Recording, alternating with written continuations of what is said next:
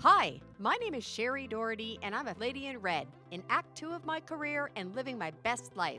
My perspective on life and behaviors have been governed by who I was as a child, who I became, and who I am still striving to be. People my age are beautiful, bold, confident, and full of wisdom, and truly, the encore of the story of your life is still when the best songs are yet to be sung. My mission in this podcast is to shine the spotlight on people like me, have real conversations about reinvention stories, and inspire you to continue to follow your dreams regardless of your age. I'm doing it for Daisy. Who are you doing it for? Good day and welcome to today's episode of the Encore Podcast. Back by popular demand today, we have Sarah Marie Doherty with us. Good morning, Sarah Marie. Good morning. It's crazy that I am popular demand on your podcast. Right. Yes. Well, people like to hear our thoughts on things because there are different perspectives on different things that are happening in the world. So today I want to pick your brain and get some advice and guidance as my millennial brain who helps me do anything that's good or technology. And I want to talk about artificial intelligence. Okay. I don't know if my opinions are going to be generational based or more SMAD based, but we will run through this and see how it goes. Okay, let's unpack it and see how it goes. Right now, all of the real estate coaches are talking about Chat-GPT nonstop and how Chat-GPT is going to revolutionize the real estate industry and that we should be learning it as the latest, greatest tool, just like a DocuSign or something that now realtors can't live without. However, I have huge hesitations about it. Yes, I definitely have big hesitations about it as well. And I think we're hearing this across the board, not just necessarily in the real estate industry, but that's obviously where you live, is Right. in that industry. But I'm hearing this everywhere. We need to be using it on Photoshop, in graphic design. We need to be using it to write our copy for the clothing that I sell online. Like, everyone is talking about this, and I'm already tired of it. I'm also tired of it. Crazy how fast this just popped up into our world. And obviously they've been working on this in a number of different capacities for a long time, but the fact that it is so accessible to the daily consumer now is crazy that it's in our day-to-day lives. Well, it definitely makes me nervous and on a whole lot of levels. So just to backtrack a little bit, I went to a conference with a real estate coach who was literally saying he has it write his emails That's wild. or his sales presentation scripts or something. So it's, write me a rebuttal on why someone should live in this town or tell me all the great reasons. He even said at one point, though, like he'll write an email potentially to a client or a staff member and then plop it into Chat-GPT and ask them to change it up and then say, make it sound more like me. And he's a me that Chat-GPT would know who it is. So use my voice. That's And crazy. I thought in my head, being me, just write the email. Isn't it just quicker to write the email yourself in your own voice than it is to tell Chat-GPT to change it 6 times? I mean, you'd think so, but I guess with how much we use the internet is starting to know us better than we know ourselves. Even when you think about things like predictive text, Yeah. which has been around for a long time, you're typing an email and it finishes the sentence for you. You just click tab and then there you go, it finished it for you. Yeah. Which is crazy. So we already use small things like this where it's predicting our text and our behavior based on what we send every day. So I wouldn't be surprised if we get to a point where you see an email, you click respond, and your email says, would you like to respond to this? Based on your patterns of behavior on the internet and how you traditionally reply to an email. So that sounds terrible to me. I mean, sounds convenient. Well, it's convenient, but there's no genuine personal connection then, and I don't know if I'm speaking to a person or a robot. You're telling me you can't connect with a robot on an emotional level, Mom? No, I can't. I mean, not yet. Well, you have all sorts of tales to talk about. Let me put on my tinfoil hat for a second, and we'll get into that level. Okay, back out of that rabbit hole. Yeah. It makes me sad, actually. And when I think about when I was growing up, there was all this talk of what the world was going to look like in the future, and we're really not that far away from it. So even when I was growing up, it was a crazy thought that they said everyone's going to walk around with a phone in their pocket, and there'll be no cord, and you'll just be able to call anybody anytime from anywhere. And we thought that sounded futuristic and nuts. And obviously now none of us can live or function without our phones. Yeah. But then there was also, talk of the world of virtual reality. And I don't think that was even what it was called at the time, but you can live in a virtual world. We're not quite there, but we're on the cusp of that. So have you Right. seen the new Apple products that are being released? No, No, I okay. probably don't want to. So I know Meta released in the last couple years glasses where it is a virtual reality, but it's more cartoon-esque, and they didn't really take off, I think, in the capacity that they were expecting to. And then just within the last couple weeks, Apple released a new virtual reality product. And again, I don't remember what the name of it is, but when you watch the content for what they're saying they're going to be able to do, it is scary. Like, you are going to be able to project your emails in front of you, basically live inside your computer. If you've seen Wall-E and you've seen all the people in the like wheelchairs with the screens in front of their faces, like existing in space, it feels like the gateway drug to that happening, which is so scary how far we're disconnecting from reality. But I think there will be like a category of people who just don't do it and don't adapt. And I'm hoping to be one of those people. But if the entire world exists in a certain space, you have to be there and you have to adapt to some capacity. So I'm very curious to see where the virtual reality world is going to go as well. I'm really hoping that we all stay in actual reality for the most part. I'm hoping that as well. The whole thing just terrifies me. And then even back to the thought of what the future was going to look like, it was all about, living in isolation, which we've all experienced that now, and not being able to connect in person, Which we've also yeah. learned. A lot of people lost that skill, which is just all very, very scary. And I'm more than happy and proud to say I am old school all day long. If I can get in front of someone face to face and break bread with them and have a coffee with them, that is my first choice every time for how to spend time with people.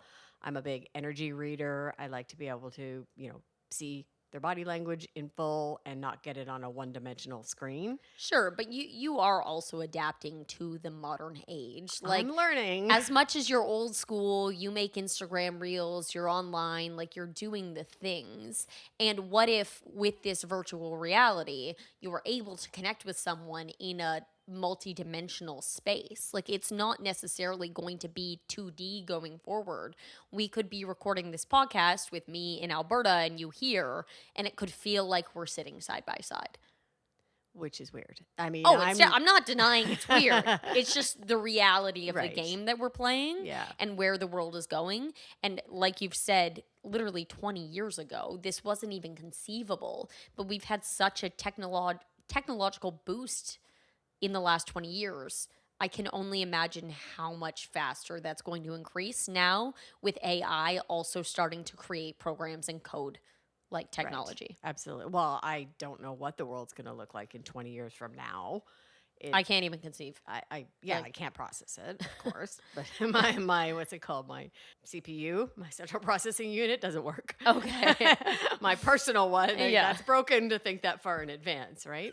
Okay, so back to talking about Chat-GPT for the moment, or artificial intelligence altogether. Of course, because I do like to try things and I want to be modern enough that I can engage and interact, even though my comfort zone is in person and reality. To start out with, I Googled, or no, I guess I Chat-GPT'd. Is that a thing? I don't know what the term is, but I hate how long and wordy Chat-GPT it is. Can we just say AI? Okay. Can we just... I used AI? an AI tool. Yeah. So I said, tell me about stage one real estate, because I wanted to see what the AI tool had to say about stage one real estate. And it was fine. Like, I'll take it. It said that we're lovely and professional and great realtors It and all the lied. things. Yeah. Well, even the robots are lying.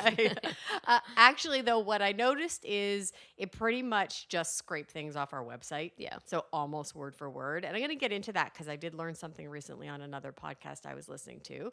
So that was great. And I was like, okay, good. At least if somebody asks the AI what our real estate team is like, it's going to get positive feedback. And then I said, what does stage one sound like, which is our disc jockey service. And again, great things in some of our reviews and pretty much what it says on the website. I asked about Shop Dresser and I emailed you what it said about Shop Dresser. Of course, all great as well. So I was like, okay, this thing's pretty good. It's pretty complimentary. And I don't know what it would say if we didn't have good reviews and good things like that. Yeah. And then I thought, okay, so where do I use this next? I consider myself a decent writer. You shouldn't. You should be more nice to me. Oh my, yes, you are a good I consider myself writer. a decent writer. Yeah. I'm not a, flowerful, detailed, colored storybook teller kind of person, but, I can get you the facts and I can use creative wording and I can get the point across effectively. And so I was getting ready to write a property description for a listing that I had come up. And I thought, okay, I'm going to write it. And then I'm going to try one of the AI tools and say, tell me about a 3-bedroom house in this town, all brick, fully detached. How would the AI write it? And it wrote it, but I didn't use it because honestly, it didn't feel authentic. That's it fair. didn't feel like me. It felt robotic. Well, it felt very off the shelf. Yeah. You could use it for any 3-bedroom bungalow. And I wanted to have more of the Shari flair in it. And so I didn't feel comfortable using it in that example. AI doesn't necessarily have a personality yet. And I don't think we're far from that happening. But yeah, right now it's going to scrape information off the internet. It doesn't have humor. It doesn't have the essence, what is human.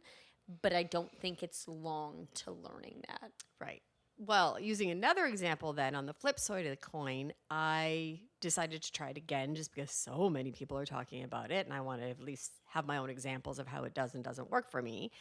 Yesterday, I was writing an information package for another listing that I'm working on, and I decided I know the great reasons to live in that particular town, but I decided to ask AI what the great reasons were to live in that particular town. So I typed in, tell me why I should live in this place in Ontario. And I was very curious to see what it did. And it came back with some good, valuable stuff. So it told me the top 5 reasons to live in this town. It was things like safety, economics, proximity to amenities. It was really good. And we did use it. Yeah, we did use it in that one specific example. So. Right. So I think that there's a place for it, particularly if someone's having a writer's block on any given day. And, just because maybe I'm having a writer's block that day doesn't mean someone's house doesn't get to go on the market. Yeah. So you have to do your job when you have to do your job. So a nice little handy tool to help nudge you along is very good. But what if we get to the point where people can just go to MLS.ca, type in their address, and list it with an AI rather than a realtor? Well, first of all, it's realtor.ca. Sorry. My apologies to MLS. To all the formal realtors. MLS is now realtor. I think when you type in MLS.ca, It though, converts it just, to realtor.ca so now. there we I'm just old school. So there is technology like that being tested. There was like iBuyers, like you could literally buy your house via Apple. Something to the effect, and I'm not going to have this right, so realtor world, so don't tell me I was wrong because I'm not saying I'm 100% right, but something to the effect where you could do just that, just list your house with your own phone pictures, put it on some Apple platform, and if, say, you were another buyer on the other end, could say, hey, I'm interested, I could Bluetooth you the passcode so you could go walk through it yourself and then come back and do, I guess, some kind of direct transaction. Yeah. That terrifies me for so many reasons because I honestly believe people don't appreciate the work that realtors do. Particularly, that sounds good that they open the door themselves, but there's so much liability and so much complex contract work that has to be done to protect both interested parties. Yeah, but the robots can write the contract. We'll see. I've heard it got started. It has not disrupted our industry yet. And this was even a couple years ago I was hearing about it. And I'm personally not too worried about it disrupting my industry. I play in Kingston, Napanee, Belleville, Brockville. I don't think we're going to be... You don't think we're the tech hub? No, we're not Silicon Valley savvy. We're Silicon Valley. It is silicone filled, I'm sure. Or just in LA is more Silicon Valley. Sorry. But Silicon Valley. Silicon Valley savvy marketplace that's probably going to rock in my career. Yeah. If that catches up here. Is the potential for robots to take our jobs in any capacity. All industries. In any industry. And so be careful, I'm guess. very mindful of it. I don't know. I'm curious to see if my generation will adapt more to working with the robots than your generation and even younger than me, how they will feel about that. But even yesterday, I was chatting with an online representative and I just kept on A robot. typing. Yeah, literally, I just kept on typing into the system, have a representative call me. And they were like, I understand that you would like to speak to a representative, but our online chat system is just as knowledgeable. And I was like, have someone call me. I just want to speak to a person. So, I mean, as they get better, I've even literally had phone calls, though, recently where I can't tell the difference if it is a robot calling me or not. I have no idea. Oh, you're right. When I was working in the call center industry, we were actually working on a project where essentially it would have been you were talking to a robot and they were so well prompted with, you'd call and say, hi, I need to make a claim. And the robot would say, what's your claim number? In a very friendly voice, of course. Yes. And then you would give them their claim number and then they would do your identity verification, et cetera, et cetera. And only if it got to a place where it didn't have an option would it pop you to a live representative. Sure. But the idea was as well that any human agent then could be managing, say, 3 calls at a time.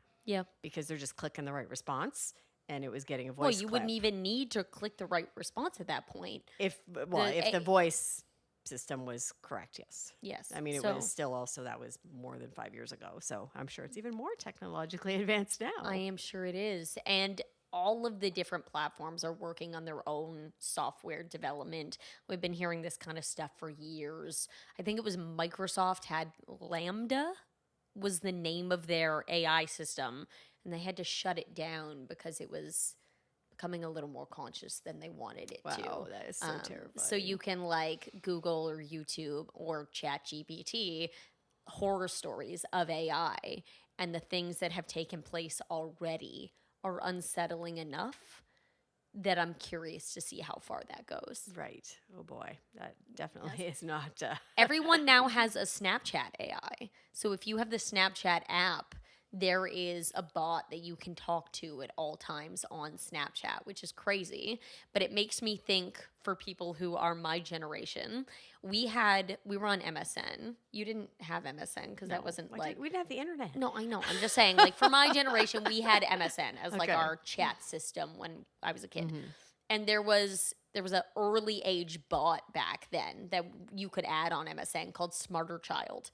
And it was just a robot that you could chat back and forth with. And I remember everyone would just harass this robot. Like, You were bullying the robot? We were bullying the robot. Literally, like, I remember one time with my cousins, we were like swearing at it and telling it was stupid. And it was like, well, I'm going to block you. You cannot speak to me this way. And I'm curious. And that was so long ago. Like, this was like probably 2005, 2006. We were bullying a robot on MSN. Wow. And now I bet the robots would bully us back. I bet that like, robot would eat you alive now. literally. It would be like, yeah, I'm going to lock you out of all your banking. Exactly. And it would just do that, like, which is wild. That is so to think insane. about how even the technology has advanced in my lifetime, from chatting with this little robot on MSN to now having like one with you all the time and having full access to intelligent life to some capacity is wild. Pretty scary. Just one little nugget that I wanted to share because I heard it recently on a podcast. And again, I may not have my stats exactly correct. However, I heard it interesting that Chat-GPT actually hasn't updated their source data since, I'm going to say 2020 or 2021.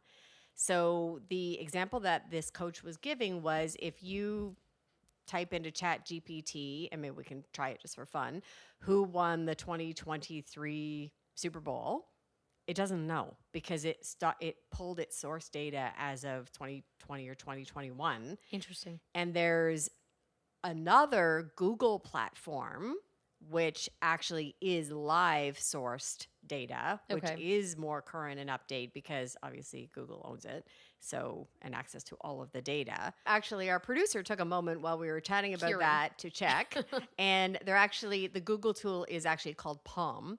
And he did also verify that Chat-GPT's source code stopped in 2021. So that was the most current data. He also tested to see if it knew who won the 2023 Super Bowl, and it does not. So I was correct. What happens when it starts to know the future? Well, that'll be a whole other thing. At any rate, I am actually a little disappointed for all the talk about Chat-GPT that the source data isn't current.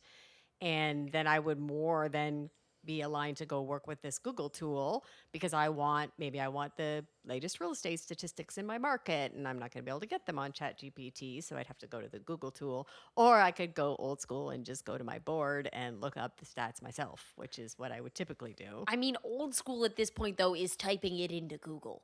Like, tell me the best things about Kingston.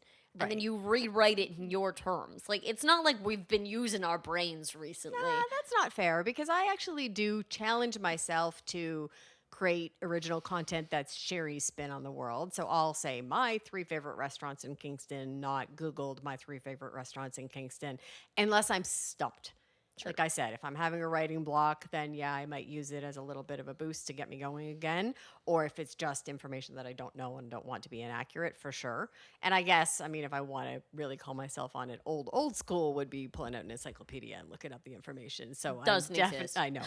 I'm definitely more tech savvy than I think I give myself credit for. 100%. Yeah, you definitely live in the modern age and use the internet.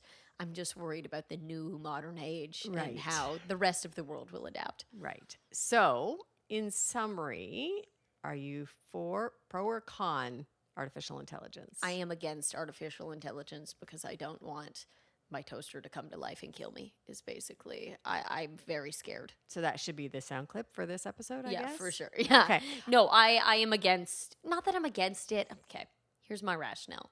I think it's a good tool. I am worried that it is going to become sentient.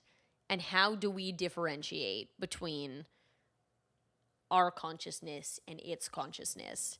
And that is the rabbit hole that I worry about more than people cheating on an exam. Like, I'm more worried about the future of us having to integrate with robots in society. So should we dig that rabbit hole one other day for another episode on Smad's inner crisis? I feel like no episode rabbit holes should ever take place. Maybe a Halloween episode, I'll do all my conspiracies and all of my thoughts about these things. But no, I am worried about the consciousness behind that wall. Okay. I am fairly neutral on artificial intelligence. I can see some pros and cons.